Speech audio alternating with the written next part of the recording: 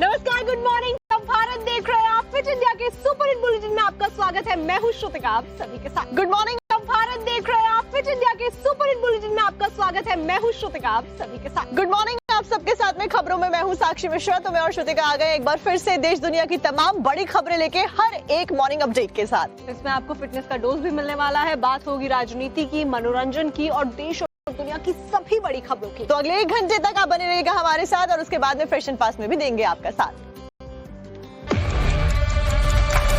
बड़ी खबर के साथ गृह मंत्री अमित शाह के द्वारा एक बयान दिया गया है। दरअसल देश की बढ़ती मुस्लिम आबादी को लेकर उन्होंने 2 टूक बयान दे दिया है। उनकी तरफ से साफ कहा गया कि देश में मुस्लिम आबादी इसलिए ज्यादा बढ़ रही है क्योंकि घुसपैठ की घटनाएं बढ़ गई हैं और इसीलिए क्लियरली मुस्लिम आबादी देश में बढ़ती हुई नजर आ रही है। तो गृह मंत्री के द्वारा ये बयान दिया गया। उन्होंने इसके साथ ही ये भी क्लियर किया कि देश की फर्टिलिटी की वजह से नहीं, घुसपैठ की वजह से ये मुस्लिम आबादी यानी कि घुसपैठियों को खास करके देखिए, जैसे बीते दिनों में हमने देखा कि बांग्लादेश से घुसपैठ के कई सारे जो मामले थे ताजा वो सामने आए, उसके ऊपर एक्शन भी लिया गया, उनको वापस से उनके देश भी भेजा गया। लेकिन उसी को लेकर क्या कुछ बयान दिया गया, आपको सुनवाते हैं।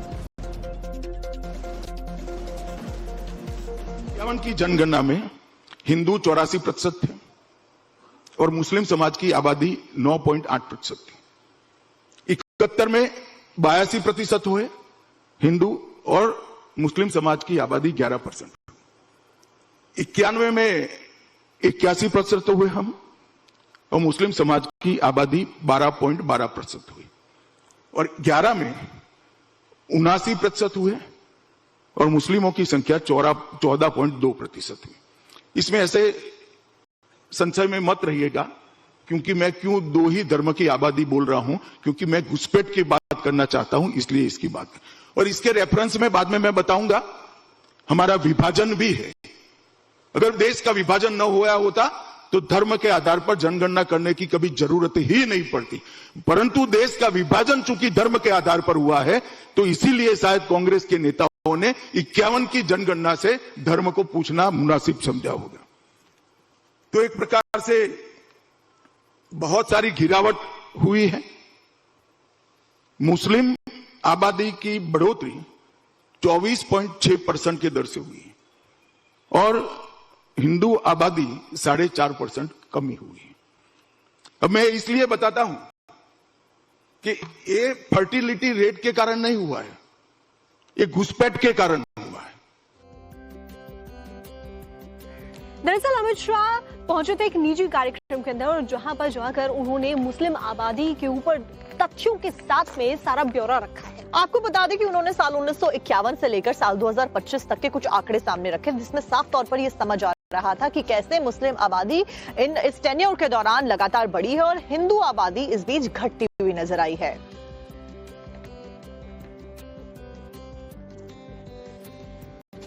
तो देखिए, इस सबके बीच में एक बड़ी खबर आपको बता दें, समाजवादी पार्टी के अध्यक्ष अखिलेश यादव से जुड़ी हुई उनका फेसबुक अकाउंट सस्पेंड हो गया है। तो आपको बता दें कि कल शाम से उनका फेसबुक अकाउंट बंद आ रहा है और इसकी जानकारी भी उनकी तरफ से साझा की गई और समाजवादी पार्टी इस पूरे मामले में बीजेपी को घेरती हुई नजर आ रही है। उनका ये कहना है कि ये फ्रीडम ऑफ स्पीच पर एक तरीके से वार किया जा रहा है।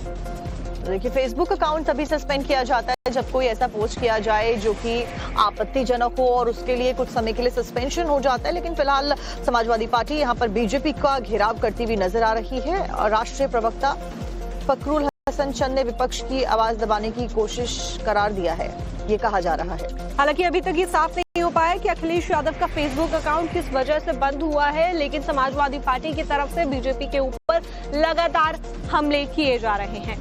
समाजवादी पार्टी के सांसद राजीव राय ने इस लोकतंत्र पर हमला बताया और साथ ही ये भी कहा कि समाजवादी पार्टी के जो राष्ट्रीय प्रवक्ता है फखरुल हसन चांद, उन्होंने विपक्ष की आवाज दबाई जा रही है, ये बात भी वो। हालांकि अभी तक ये साफ नहीं हो पाया कि अखिलेश यादव का फेसबुक अकाउंट किस वजह से एक्चुअली सस्पेंड किया गया है।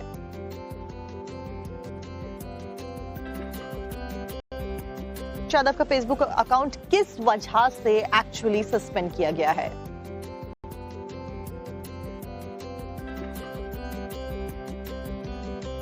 तो वहीं समाजवादी पार्टी के राष्ट्रीय प्रवक्ता फखरुल हसन चांद ने इसे विपक्ष की आवाज दबाने की कोशिश करार करना कहा है।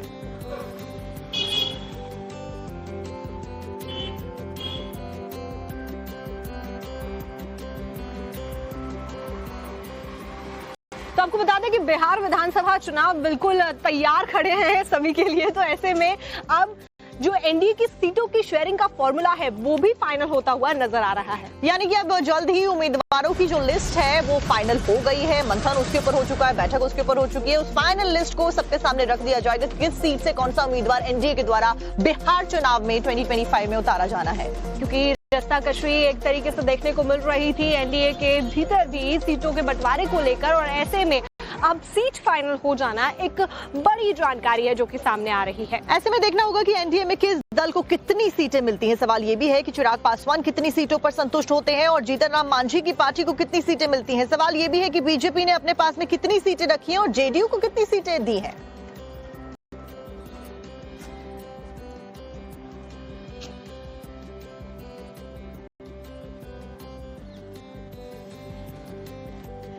श्रुतिका, अब अपने दर्शकों को एक खुशखबरी भी बता देते हैं जो कि उत्तराखंड से सामने आई है। धामी सरकार एक बहुत बड़ी खुशखबरी उत्तराखंड के लोगों के लिए लेके आई है, और इस खुशखबरी में सबसे बड़ी बात यह है कि जो उत्तराखंड का पर्यटन है वो एक तरीके से बम्पर उछाल पर है। अगर बात की जाए पिछले 3 सालों की, तो 23 करोड़ पर्यटक यहाँ पर पहुंचे हैं, जिसकी वजह से उत्तराखंड की टूरिज्म को एक बम्पर उछाल मिला है।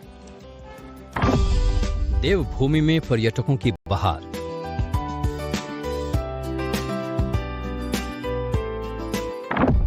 उत्तराखंड में 3 साल में 23 करोड़ पर्यटक।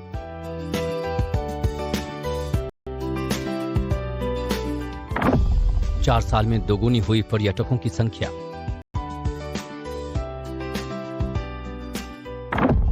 लोकल लोगों की कमाई में बम्पर उछाल। इन दिनों सोशल मीडिया पर उत्तराखंड की धामी सरकार के प्रचार प्रसार पर किए गए खर्च को लेकर काफी चर्चा हो रही है।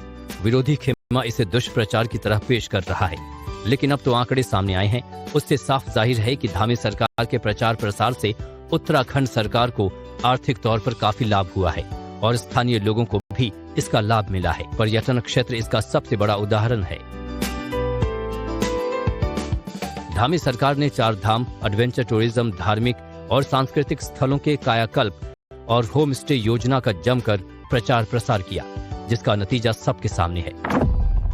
कांग्रेस के शासनकाल में कुल 13 करोड़ 59 लाख पर्यटक राज्य में आए, तो वहीं बीजेपी की त्रिवेंद्र सरकार में कोविड जैसी वैश्विक महामारी के बावजूद ये संख्या बढ़कर 15 करोड़ तक पहुंच गई। लेकिन असली छलांग देखने को मिली बीजेपी 2.0 यानी सीएम धामी के नेतृत्व में।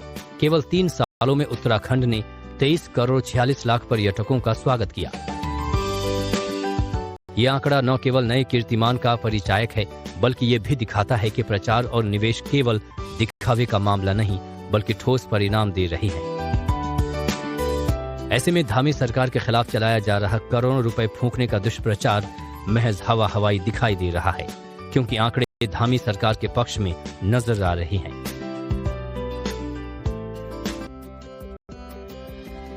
आपको देश और दुनिया की आपको खबर बताते हैं महाराष्ट्र के नागपुर से, जहां पर मराठा आरक्षण को लेकर अब विरोध झेल रही है फडणवीस सरकार। तो लंबे समय से फडणवीस सरकार के लिए मराठा आरक्षण का पूरा मुद्दा गले की फांस बनता हुआ नजर आ रहा है। एक बार फिर से मराठा आरक्षण को लेकर लगातार जो प्रोटेस्टर्स हैं वो सरकार से मांग कर रहे हैं कि ओबीसी वर्ग को आरक्षण देना चाहिए। आपको रिपोर्ट में जानकारी देते हैं। महाराष्ट्र में मराठा समुदाय को ओबीसी कोटे से आरक्षण देने के विरोध में ओबीसी समुदाय के हजारों लोग नागपुर की सड़क पर उतरे। शहर के यशवंत स्टेडियम से संविधान चौक तक पैदल मार्च का आयोजन किया गया था। इस पैदल मार्च में महाराष्ट्र के अलग अलग हिस्से से आए ओबीसी समुदाय के नेता और कार्यकर्ता शामिल हुए। दरअसल मराठा आरक्षण को लेकर मनोज जरांगे पाटिल ने कुछ दिनों पहले मुंबई में अनशन किया था, जिसके बाद 2 सितंबर को महाराष्ट्र सरकार ने एक जीआर निकाला, जिसमें मराठा समुदाय को ओबीसी कोटे से आरक्षण देने की बात कही गई थी, जिसके खिलाफ अब ओबीसी समुदाय आक्रामक हो चला है। ओबीसीओं का रिजर्वेशन आज के दिन महाराष्ट्र में खत्म हुआ है। उसके अगेंस्ट महाराष्ट्र के हर एरिया में ओबीसी रास्ते पे आ रहे हैं, और ओबीसीओं की ताकत क्या है, इस गवर्नमेंट को हम आगे आने वाले चुनाव में, आगे आने वाले दिनों में हम ओबीसी ये सरकार को हमारी ताकत दिखाएंगे। ओबीसी समुदाय के इस विरोध प्रदर्शन में साफ साफ चेतावनी दी गई है कि अगर ओबीसी के अधिकारों का हनन हुआ तो सरकार को गंभीर नतीजे भुगतने होंगे। ओबीसी नेताओं का बड़ा आरोप है कि मराठा समुदाय सामाजिक रूप से पिछड़ा नहीं है और उन्हें कुणबी प्रमाण पत्र देकर ओबीसी श्रेणी में शामिल करना ओबीसी के आरक्षण पर एक तरह से अतिक्रमण है। की जानकारी की प्रधानमंत्री नरेंद्र मोदी देश के तमाम जो किसान हैं, अन्नदाता हैं हमारे, उनको 42,000 करोड़ का एक बड़ा तोहफा देने वाले हैं। किसानों के उत्थान के लिए 2 योजनाओं की शुरुआत हो रही है, जिसमें कि धन धान्य योजना है और दलहन आत्मनिर्भरता मिशन की शुरुआत यहां पर की जा रही है। और इन दोनों योजनाओं के तहत किसानों को सीधा बेनिफिट मिलेगा। पीएम धन धान्य और दलहन आत्मनिर्भरता मिशन की शुरुआत की जाएगी। इन योजनाओं का मुख्य मकसद किसानों की आर्थिक स्थिति सुधारने के साथ साथ में उत्पादन को बढ़ावा देना है, ताकि भारत कृषि के क्षेत्र में पूरी तरीके से आत्मनिर्भर बन सके और किसानों का उत्थान हो सके, यानी कि किसानों को पूरी तरीके से मदद देने की कोशिश यहाँ पर की जा रही है। रिलायंस इंडस्ट्रीज के चेयरमैन मुकेश अंबानी बद्रीनाथ और केदारनाथ धाम में दर्शन पूजन करने के लिए पहुंचे हैं। और ये दोनों ही धाम वो धाम है जहां पर अंबानी परिवार की शुरू से ही आस्था रही है। उनकी आस्था का केंद्र ये धाम कहे जाते हैं। ऐसे में जब वो वहां पर पहुंचे तो कैसे उनकी तरफ से एक बड़ा दान दिया गया, आप भी देखिए। देश के प्रमुख उद्योगपति और रिलायंस इंडस्ट्रीज के चेयरमैन मुकेश अंबानी शुक्रवार को बद्रीनाथ और केदारनाथ धाम पहुंचे। यहां पहुंचकर मुकेश अंबानी ने बद्रीनाथ में दर्शन कर पूजा अर्चना की और आशीर्वाद प्राप्त किया। केदारनाथ बद्रीनाथ मंदिर समिति के पदाधिकारियों ने मुकेश अंबानी का फूल मालाओं से स्वागत किया। इसके बाद शॉल उड़ाकर मुकेश अंबानी का अभिनंदन किया गया। मुकेश अंबानी की केदारनाथ धाम एवं बद्रीनाथ धाम में बड़ी आस्था है। वो हर साल इन दोनों धामों में दर्शन के लिए पहुंचते हैं।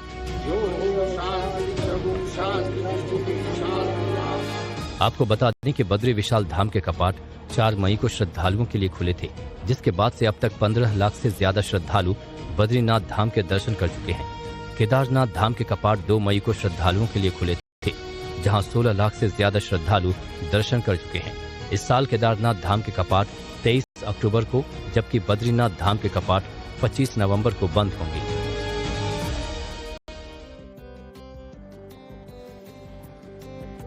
और अब बात करते हैं बद्रीनाथ धाम की, जहां पर हेमकुंड साहिब में इस बार तमाम जो श्रद्धालु पहुंच रहे हैं उन्होंने सारे रिकॉर्ड्स तोड़ दिए हैं। तो आपको बता दें कि बद्रीनाथ में 14 लाख से ज्यादा श्रद्धालु पहुंचे हैं, तो वहीं हेमकुंड साहिब में 2 लाख से ज्यादा श्रद्धालुओं ने इस बार दर्शन किए हैं, जो कि एक तरीके से बहुत बड़ा रिकॉर्ड है। चारों तरफ बर्फ की सफेद चादर है। तस्वीरें हेमकुंड साहिब की हैं। भारी बर्फबारी और आपदा अलर्ट के बाद भी श्रद्धालुओं का हौसला कम नहीं हुआ है। ताज़ा रिपोर्ट के मुताबिक श्री बद्रीनाथ धाम और हेमकुंड साहिब यात्रा के पिछले रिकॉर्ड टूट गए हैं। इस साल 14,57,000 से ज्यादा यात्रियों ने अब तक भगवान बद्री विशाल के दर्शन किए हैं। बारिश और बर्फबारी के बाद बद्रीनाथ में लगातार श्रद्धालुओं की संख्या बढ़ रही है, तो वहीं श्री हेमकुंड साहिब में भी करीब 2,71,000 श्रद्धालुओं ने मत्था टेका है। इस वर्ष अभी 25 नवंबर को बद्रीनाथ धाम के कपाट बंद होने हैं और कल तक जो हमारा आंकड़ा है वो 14,50,000 के पार हो चुका है। इसके अतिरिक्त जो हमारे श्री हेमकुंड साहिब हैं उनके कपाट कल बंद हो रहे हैं और अगर हम तुलना करें विगत वर्ष में, तो विगत वर्ष में 1,80,000 लोगों ने श्री हेमकुंड साहिब की यात्रा की थी और इस वर्ष वो आंकड़ा 2,72,000 पहुँच चुका है और अभी कल का दिन बाकी है। श्री हेमकुंड साहिब गुरुद्वारा प्रबंधन कमेटी के उपाध्यक्ष नरेंद्रजीत सिंह बिंद्रा ने बताया कि इस साल अलर्ट और आपदा में यात्रा पर लगी अस्थायी रोकों के बाद भी श्री हेमकुंड साहिब यात्रा कई दशकों के बाद इस बार अच्छी चली है। गुजरात के कच्छ में पुलिस को बड़ी सफलता मिली है। यहाँ पर नकली टूथपेस्ट बनाने वाली फैक्ट्री का भंडाफोड़ हुआ है। इस फैक्ट्री के लोग कंपनी के पैकेट्स में नकली सामान भरकर मार्केट में कैसे बेच रहे थे, आपको रिपोर्ट में दिखाते हैं।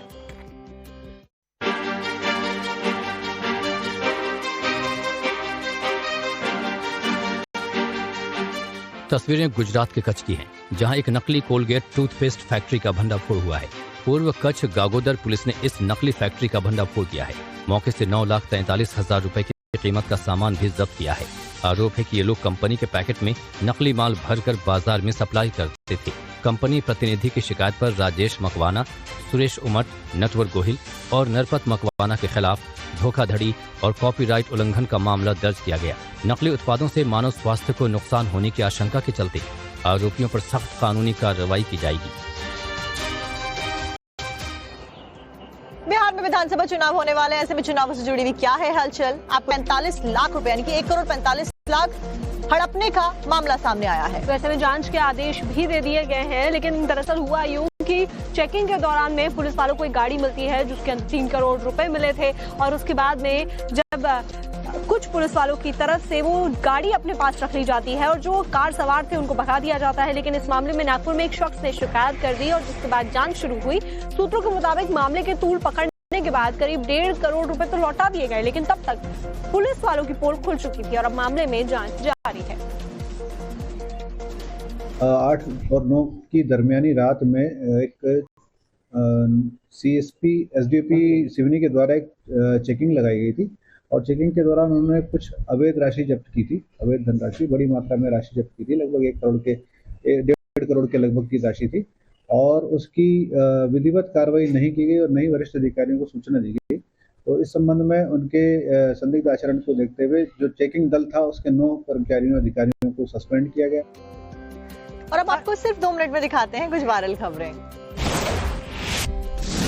आपने यूं तो कई IAS अधिकारियों की पोस्टिंग होने पर भावुक वीडियो देखे होंगे, लेकिन